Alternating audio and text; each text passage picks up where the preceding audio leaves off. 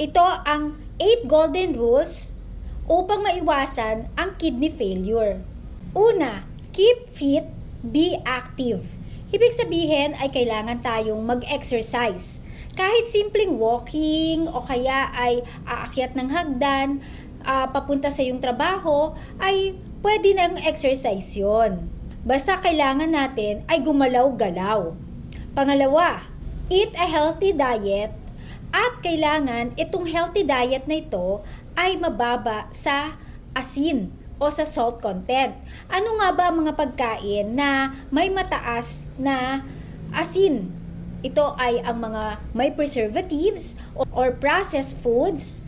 Ito ay ang mga ulam natin na may marami tayong nilalagay na asin, patis, at iba pang mga pampaalat. Pangatlo, check and control your blood sugar. Isa nga sa mga komplikasyon ng diabetes ang sakit sa kidneys. So, kailangan ay panatiliin natin nasa normal range ang ating mga blood sugars. 4, check and control your blood pressure. Sabi nga kung ikaw ay may mataas na blood pressure or hypertension, ay naapektuhan rin ang function ng iyong mga bato dahil nahihirapan din ang blood flow papunta sa kidneys. Katulad rin na nabanggit, bawal ang mga maaalat sa mga may hypertension. Ganon din ang nabanggit natin sa number 2. Talagang iwasan na natin ang mga maaalat.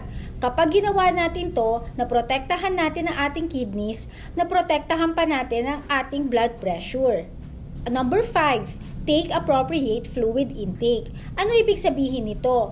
Ay kailangan uminom tayo ng maraming tubig. At ito yung sinasabi nating plain water ha. Hindi yung marami kang ininom na kape, ininom na milk tea, at kung ano-ano pang mga fluids. Ang pinag-uusapan natin dito ay plain water. Gaano bang karami ang dapat? At least ay uminom ang isang tao ng 8 glasses of water.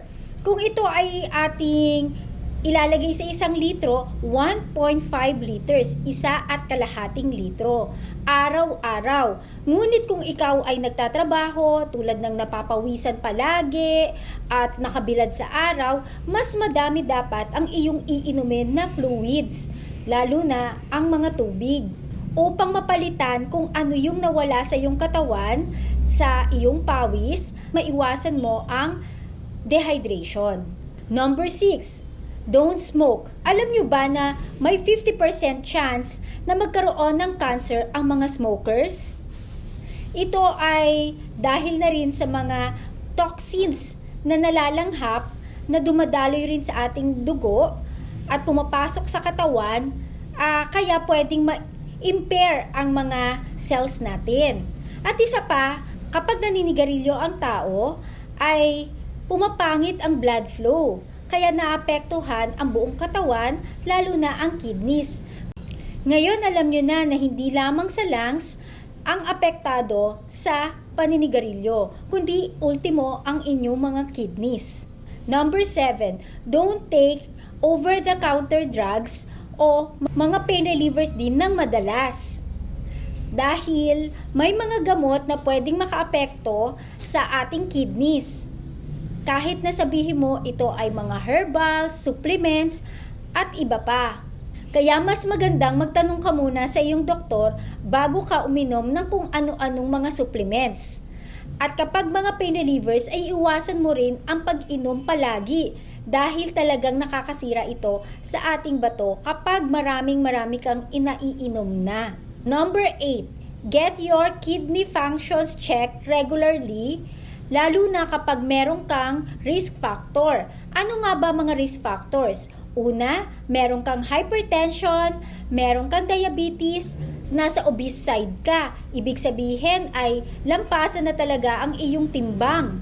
At isa pa ay mayroong kayong family history ng kidney disease. Ano nga ba ang mga simpleng kidney functions? Pwede kang magpakuha ng BUN at creatinine. Ito ay kinukuha sa iyong dugo. Dagdag pa natin ang urinalysis o eksaminasyon sa iyong ihi.